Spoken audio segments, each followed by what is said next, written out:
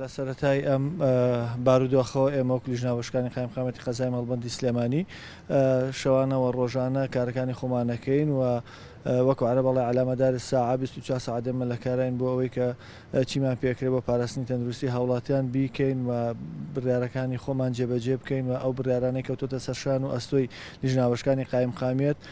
جێبەجێ بکرێەوە وەک ئەبینی ئێمە لە ئێستادا بە تەنهانی نواتە تەنها لیژنە هاوشکانی قایمقامێت نییە بەڵکو هەماهەنگیەیە لەگەڵ دام و دەستگاکانی ترا لەگەڵ سەرجەم لیژنەکانی ترا ئەبینی ئێمە لیژنەکانی چاودێری بازرگانیمان لەگەڵەوە هەروەها تیمەکانی بەڕێوەتی ئاسایشی سلێمانیمان لەگەڵە بە هەمومان پێکەوە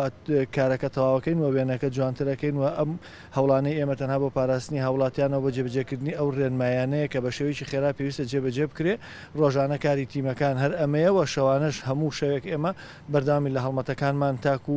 ئەو کاتەی بارودۆخەکە ئاساییە بێت.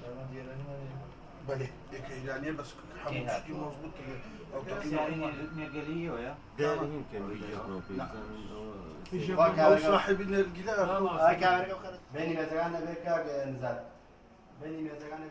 هەژدە خاڵ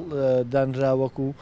ڕێنمایی کە پێویستە لەم بارودۆخە جێبەجێ بکرێ بۆ نمونە لە ڕێستورانت و چایخانە و مەطعەم و چێشخانەکانە پێویستە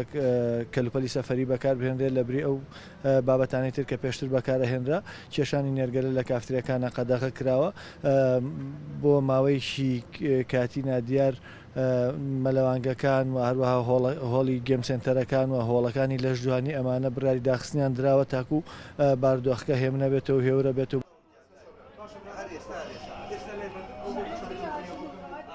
ئێمە فەرمانی داخستنمان پێ لە قایمقامی سلێمانی و ڕاستەخۆ